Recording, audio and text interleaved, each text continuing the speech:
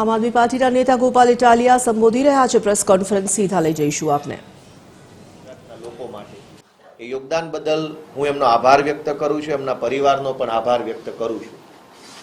અને આજે એમનો આભાર માનતા એક ખેદ વ્યક્ત કરવો છે કે આજે જ્યારે રાજુભાઈ અમારી સાથે નથી, આમ આદમી પાર્ટી સાથે નથી, એ વાતનું દુઃખ તો છે અને છે જ, પણ એના કરતાં પણ 1000 ગણું વધુ દુઃખ આજે રાજુભાઈનો ચહેરો અને શબ્દો જોઈને મને થયું છે. મેં રાજુભાઈને હંમેશા મારી બાજુમાં બેસીને બોલતા, માઇકમાં મંચ ઉપર એક સાથે અમે બેઠા હોઈને બોલતા સાંભળ્યા છે. એમના અવાજમાં ગર્જના હતી, એમના ચહેરા ઉપર કાયદેસરનું એક જનૂન અને એક આક્રોશ હતો લોકો માટે લડવાનો. અને જ્યારે તે બોલતા ત્યારે સાંભળનાર લોકોના હૃદય સુધી વાત પહોંચતી, ખેડૂતોના હૃદય સુધી પહોંચતી. પણ આજે તેઓ જે બોલતા હતા એ શબ્દો એમના હૃદયમાંથી નહીં, સ્ક્રિપ્ટમાંથી આવતા હોય એ પ્રકારના શબ્દો હતા. જે શબ્દોમાં કોઈ દમ નહોતો, વજન નહોતો, એ શબ્દોમાં કોઈ તાકાત નહોતી. જ્યારે અમારી સાથે હતા, આમ આદમી પાર્ટી સાથે, ત્યારે જે બોલતા ત્યારે શબ્દોમાં તાકાત હતી, શબ્દો હૃદય સોંસરવા નીકળી જાય એ પ્રકારના પ્રભાવી શબ્દો એમના મોઢેથી આવતા હતા. આજે એમના ચહેરા પર નૂર નહોતું. આજે એમના ચહેરા પર એક ગ્લાનીનો ભાવ હતો, કંઈક ખોટું કરી રહ્યા હોય, કંઈક ન કરવાનું કરી રહ્યા હોય એવો ભાવ હતો. અને એટલા માટે એમનો ચહેરો પણ આજે પહેલા જેવો નહોતો. એ જોઈને મને દુઃખ થયું કે એક લડાયક યોદ્ધા જેવો માણસ આજે આટલો લાચાર બનીને ટીવી કેમેરા સામે બેઠો છે, એ હું ન જોઈ શક્યો. એટલે મેં આખી પ્રેસ કોન્ફરન્સ જોવાનું પણ ટાળ્યું કે હું રાજુભાઈને લાચાર નજરમાં નહીં જોઈ શકું, ડરેલા નહીં જોઈ શકું. હું રાજુભાઈને મેં હંમેશા એક નીડર માણસ તરીકે જોયા છે. અને આજે એમના ચહેરા ઉપર લાચારી, ડર, જેલમાં જવાનો, એના શબ્દોની અંદર ડર કે જેટલી સ્ક્રિપ્ટ આપી છે એ સ્ક્રિપ્ટ પ્રમાણે નહીં બોલું તો કદાચ મને આમ થઈ જશે, તેમ થઈ જશે. રાજુભાઈએ ખૂબ બધા રાજકીય પ્રકારના આરોપો, આક્ષેપો અમારી પાર્ટી ઉપર, કરદાકાંડને લઈને બનેલી ઘટના ઉપર બધું જ કર્યું. પણ એમણે એક વાત ગુજરાતની જનતાથી છુપાવી, જે વાત હું તમારા સુધી મૂકવા માંગુ છું કે રાજુભાઈએ આવું પગલું કેમ ભરવું પડ્યું. કારણ કે એમના ઉપર કુલ 3 કેસો છે. 2022ની વિધાનસભાની ચૂંટણીમાં એફિડેવિટ કર્યું, એમાં એમણે 3 કેસોનો ઉલ્લેખ કર્યો છે. એક કેસ 326 એટલે કે ટાંટિયા તોડી નાખવાનો કેસ, હાથ પગ ભાંગી નાખવાનો કેસ.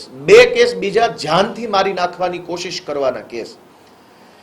જે ટાંટિયા તોડવાનો કેસ છે એ કેસમાં એમને 2022ની ચૂંટણી પછી 5 વર્ષની સજા પડી ચૂકી છે. અને જે સજા એ વખતે પડી ત્યારે પાર્ટીમાં અમારે બધાય ચર્ચા થઈ હતી, ત્યારે ખૂબ ડરતા હતા કે હવે શું થશે, શું થશે. ત્યારે અમે બધાએ કીધું કે કોઈ ચિંતા કરવાની જરૂર નથી, આ બધું કોર્ટમાં આપણે સારી રીતે બધા આગળ વધીશું અને કોઈ તકલીફ નહીં પડે. અને બાકીના જે 2 અલગ અલગ કેસ, 307ના 2 કેસ, એ બંને કેસોમાં રાજુભાઈની આજે કોર્ટની અંદર, સુરેન્દ્રનગરની કોર્ટમાં મુદત છે. આ હું પુરાવો સાથે લઈને આવ્યો છું કે રાજુભાઈ ઉપર જાનથી મારી નાખવાની કોશિશ કરવાના 2 કેસો છે. બંને કેસમાં સુરેન્દ્રનગરમાં આજે જ તારીખ છે, 12મી ફેબ્રુઆરીના રોજની તારીખ આજે કોર્ટમાં છે. અને કોર્ટમાં શું થવાનું હતું આજે અહીંયા લખ્યું છે, ફાઇનલ આર્ગ્યુમેન્ટ, આખરી નિર્ણય આજે સુરેન્દ્રનગરની સેશન્સ કોર્ટમાં 12મી ફેબ્રુઆરીએ રાજુભાઈ કરપડા, જો અહીંયા આરોપીના નામ લખ્યા છે, ભૂપતભાઈ જીલુભાઈ, ઓરુભાઈ જીલુભાઈ, રાજુભાઈ મેરમભાઈ કરપડા, બાવકુભાઈ અને રામકુભાઈ, આ 5 આરોપીઓ ઉપર જે કેસ છે એ કેસનું સુરેન્દ્રનગરની અદાલતમાં આજે આખરી નિર્ણય થવાનો હતો.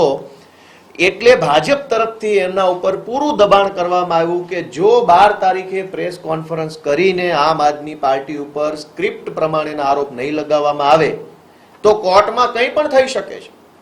અને બંને કેસોમાં એક જ તારીખ, 2 અલગ અલગ કેસ છે. આ કેસનો નંબર છે 43/2018, સેશન્સ કોર્ટનો કેસ છે 43/2018, આ છે 44/2018.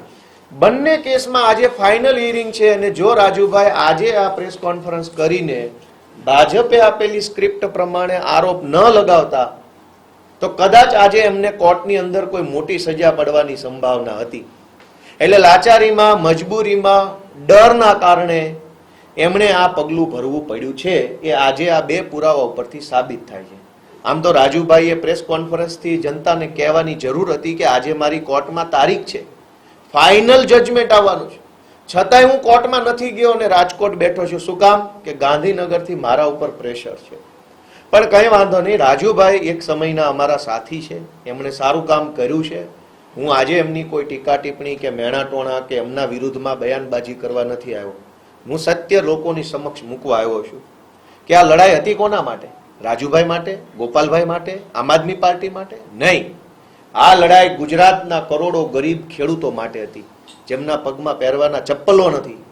અનેક ખેડૂતો અને ખેતમજૂરો એવા છે જેના છોકરાઓને પહેરાવવા માટે પૂરતા કપડાં નથી. અનેક ખેડૂતો દેવામાં ડૂબેલા છે, અનેક ખેડૂતો વ્યાજના ચક્કરમાં ફસાયેલા છે.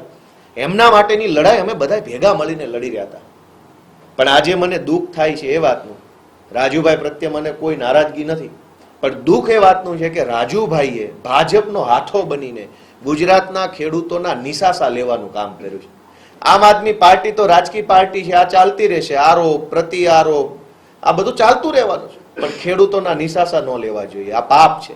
ગુજરાતના ખેડૂતોને એક આશા બંધાઈ, ઉમ્મીદ બંધાઈ, ભરોસો આવ્યો કે આમ આદમી પાર્ટીના નેતૃત્વમાં કંઈક થશે, ઈશુદાનભાઈ જેવા નેતાઓ, ચૈતરભાઈ જેવા નેતાઓના નેતૃત્વમાં આ કંઈક થશે, એવી જ્યાં ઉમ્મીદ બંધાય ત્યાં રાજુભાઈએ જે આ પાપ કર્યું છે એ બરાબર બિલકુલ વાત નથી. એમણે આરોપ મૂક્યો કે ભાઈ અમને પાર્ટી તરફથી લીગલ સપોર્ટ નથી મળ્યો. એમના પોતાના ઉપર 3 કેસો ઓલરેડી છે. પોલીસ સ્ટેશન અને કોર્ટમાં કેવી રીતે કાયદો, કચેરી, મુદત, જામીન, રિમાન્ડ કેમ ચાલે એ બધું એ પોતે જાણે જ છે. નવાઈ નથી કઈ એમાં. એને 3 FIRઓ છે, એમાં 307ની છે, 326ની છે. આવી ગંભીર FIRઓ છે. એટલે એને બધી જ પ્રોસેસ ખબર છે કે કોર્ટમાં કેવી રીતે થાય છે. અમારે કઈ એમાં કઈ કહેવાની જરૂર નથી. પણ છતાંય રાજુભાઈના કેસમાં, આ કડદાના કેસમાં અમારા હાઈકોર્ટ ટીમમાંથી ઓમભાઈ કોટવાલ, મેહુલભાઈ શ્રીમાળી, પ્રણવભાઈ ઠક્કર એડવોકેટ આ જોડાયા હતા. સ્થાનિક ટીમમાંથી એડવોકેટ વિરડા સાહેબ, એડવોકેટ પારસ બાવળિયા જોડાયા હતા. સુપ્રીમ કોર્ટના સિનિયર કાઉન્સિલ એડવોકેટ રજત ભારદ્વાજ, એડવોકેટ વિક્રમ ચૌધરી, એડવોકેટ વિજય દલાલ, આ સુપ્રીમ કોર્ટના જજ વકીલો છે, એ પણ આ કેસમાં રૂબરૂ પણ હાજર રહ્યા હતા અને વિડીયો કોન્ફરન્સથી પણ અલગ અલગ મુદ્દતે હાજર રહ્યા હતા. રાજુભાઈના કહેવા પ્રમાણે એમણે પાર્ટીને સૂચન કર્યું કે મારા કેસમાં એડવોકેટ હૃદય બુચની નિમણૂક કરવામાં આવે, તો પાર્ટીએ રાજુભાઈ વતી પ્રોફેશનલી એડવોકેટ હૃદય બુચને હાયર કર્યા હતા અને હૃદય બુચ સાહેબ પણ રાજુભાઈ વતી કેસ લડવામાં હાજર હતા. આ સિવાય એડવોકેટ સાવન પટેલ, અનેક એડવોકેટો આની અંદર એંગેજ હતા. પણ લીગલ મેટરની એક મર્યાદા છે કે પોલીસ એફિડેવિટ આપશે કોર્ટમાં તો જ સુનાવણી થશે. દુનિયાનો સારામાં સારો વકીલ આવી અને કોર્ટમાં ઊભા રહી જાય, પણ પોલીસ આવી એફિડેવિટ જ રજૂ ન કરે તો સુનાવણી નથી થતી. એ વાત રાજુભાઈ પણ જાણે છે. એને ખબર હતી કે પોલીસ દર મુદ્દતે એફિડેવિટ આપવાના બદલે ગેરહાજર રહેતા હતા. એના કારણે તારીખો પડ્યા કરતી હતી. તારીખો પડવાનું કારણ પોલીસની ગેરહાજરી. જ્યારે પોલીસ આવે તો સરકારી વકીલ ન આવે, સરકારી વકીલ અને પોલીસ બંને હાજર હોય તો કદાચ માનની ન્યાયાધીશ સાહેબ રજા ઉપર હોય.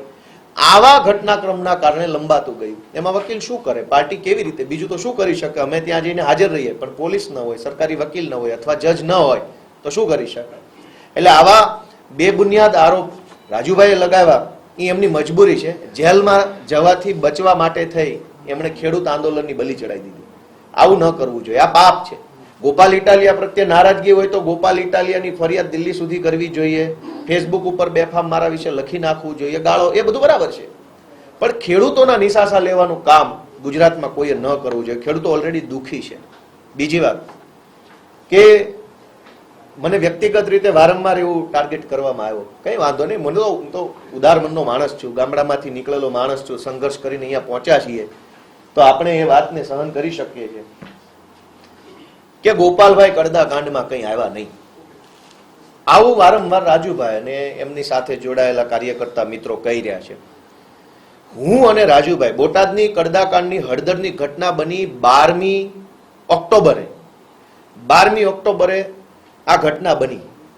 11મી ઓક્ટોબરે હું અને રાજુભાઈ સુરેન્દ્રનગરના રતનપર ગામમાં એક જાહેર સભામાં બંને સાથે હતા. 11 તારીખે રાત્રે 8 થી લઈ રાતના 2 વાગ્યા સુધી હું અને રાજુભાઈ બંને એમના ઘરે બેઠા હતા, સોફા ઉપર. એમના ઘરે સીસીટીવી કેમેરા પણ છે, કેમેરાના સીસીટીવીમાં હું દેખાઈશ. રાતના 2 વાગ્યા સુધી 11 તારીખે હું અને રાજુભાઈ બેઠા હતા. એને બધી જ ખબર છે કે હું કેમ નથી હળદરકાંડમાં આવવાનો, હું ક્યાં જવાનો છું, શું કરવાનું, બધું જ જાણે છે. મારે ખુલાસો નથી કરવો. રાત્રે 2 વાગ્યે 11 તારીખે રાત્રે 2 વાગે રાજુભાઈ બોટાદ તરફ રવાના થયા અને હું સુરેન્દ્રનગર રાજુભાઈના ઘરેથી રાજકોટ તરફ ગયો. બંને સાથે બેઠા હતા. એ બોટાદ ગયા અને હું રાજકોટ ગયો.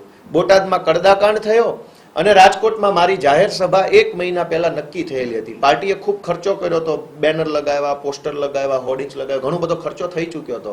લોકોમાં પણ એક માહોલ હતો, એટલે સભા કેન્સલ કરાય એવું હતું નહીં. એટલે 12 તારીખે રાજકોટની જનસભામાં હું ગયો અને 12 તારીખે નક્કી થયા મુજબ રાજુભાઈ હળદર ગયા. અને પોતે જાણે છે કે હું હતો જ, એમના ઘરે જ બેઠો હતો, એમના ઘરે જ મેં સાંજનું જમવાનું એના ઘરે હતું મારું. છતાંય જાહેરમાં આટલું બધું જૂઠ બોલે છે માત્ર જેલની બીકે. એ વ્યાજબી વાત નથી. તમે મારા ઉપર કીચડ ઉછાળો એનાથી ક્યાં વાંધો છે, પણ તમે ગુજરાતના ખેડૂતોની આશાઓ તોડી નાખો, સપનાઓ તોડી નાખો માત્ર જેલમાં નહીં જવા માટે થઈને, એ તો ખોટું છે. હું ને રાજુભાઈ 11 તારીખે રાત્રે સાથે જેમાં એમના ઘરની ચા પીધી, એમના ઘરનું પાણી પીધું, એમના પપ્પા, એમના મમ્મી બધા ભેગા. પછી હવે બહાર આવીને ખાલી જેલની બીકે, જેલમાં ન જવું પડે, સજા ન થઈ જાય એટલા માટે એમ કહેવું કે ગોપાલભાઈ કડદામાં ક્યાંય આવ્યા નહીં, એ તો બહુ ખોટી બાબત છે. આવું જેલની બીકે રાજુભાઈ બોલશે એવું મેં ધાર્યું નહોતું. હું તો એને મરદ માણસ માનતો હતો, ગર્જના કરતો માણસ માનતો હતો. પણ બે મામૂલી કેસની અંદર રાજુભાઈ જો આવું વર્તન કરવા લાગે એ વ્યાજબી વાત નથી. ત્યાર પછી મહત્વનો મુદ્દો તો એ છે કે રાજુભાઈએ ઘણી ફરિયાદો કરી. આમ તો આ બધા ખુલાસાનો કોઈ અર્થ નથી, કેમ કે સમય બલવાન નહીં, મનુષ્ય બલવાન. આપણે મહાભારતના યુદ્ધમાં જોયું કે અર્જુનના એક તીરથી આખી કૌરવોની સેના હણાઈ જતી હતી અને સમય પલટાયો તો કાબાએ આવીને અર્જુનને લૂંટી લીધો. રાજુભાઈ કે ગોપાલ ઇટાલિયા મહાન નથી, સમય મહાન છે. આ ગુજરાતના કરોડો લોકોએ આમ આદમી પાર્ટીને પ્રેમ આપીને પાર્ટી મોટી બનાવી છે. કોઈ એક વ્યક્તિથી કાંઈ થતું નથી. ગોપાલભાઈથી ના થાય ને પ્રવીણભાઈથી ના થાય. પણ જેલમાં માત્ર રાજુભાઈ નહોતા. જેલમાં અમારા પ્રદેશ ફ્રન્ટલ અધ્યક્ષ પ્રવીણભાઈ રામૈયા હતા. જેલની અંદર અમારા પોરબંદર લોકસભાના ઇન્ચાર્જ મહેશભાઈ કોટડિયા હતા. જેલની અંદર અમારા સૌરાષ્ટ્ર ઝોનના સંગઠનના ઇન્ચાર્જ રાજુભાઈ બોરખતરિયા હતા. જેલની અંદર અમારા પ્રદેશ ઓબીસી મોરચાના અધ્યક્ષ પિયુષભાઈ પરમાર હતા. અમારા પ્રદેશ કક્ષાના 10 નેતાઓ જેલમાં હતા. 10 માંથી 9 ને કોઈ ફરિયાદ નથી. લીગલ સેલની, પાર્ટીની, સંકલનની, કેન્દ્રીય નેતૃત્વ 9 લોકોને કોઈ કમ્પ્લેન નથી. માત્ર રાજુભાઈને જ કમ્પ્લેન છે. શું કામ? રાજુભાઈની એટલે કમ્પ્લેન છે કે રાજુભાઈ ઉપર આજે સુરેન્દ્રનગરની કોર્ટમાં ફાઇનલ આર્ગ્યુમેન્ટ થવાની છે. જો રાજુભાઈ ગોપાલ ઇટાલિયા પર આરોપ ન લગાવે તો જેલની સજા પાક્કી છે. આ લઈ અહીંયા final argument Surendranagar session court, case number 44/2018 અને એનું પ્રિન્સિપાલ ડિસ્ટ્રિક્ટ સેશન જજ, એમાં આરોપી નંબર 3 તરીકે રાજુભાઈ. માત્ર જેલમાં જવાથી બચવા માટે થઈ ગુજરાતના કરોડો લોકોનો વિશ્વાસ તોડવો એ બહુ મોટું પાપ છે.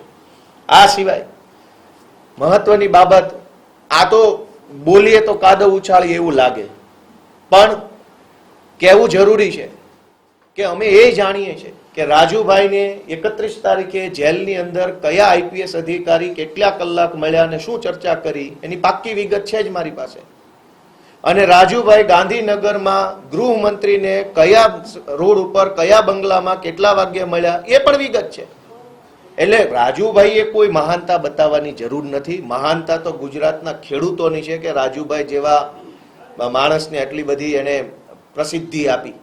અને બદલામાં રાજુભાઈ શું કર્યું? ગાંધીનગરમાં ગૃહમંત્રી સાથે ગુપ્ત બેઠકો કરી પોતાના કેસનો સોદો કરી લીધો. આ સુરેન્દ્રનગરની સજામાંથી બચવાનો સોદો કર્યો અને ગુજરાતના ખેડૂતોનો જે અવાજ છે એનો સોદો ગાંધીનગરમાં કરવાનું કામ. આ સોદો બિલકુલ વ્યાજબી નથી. રાજુભાઈ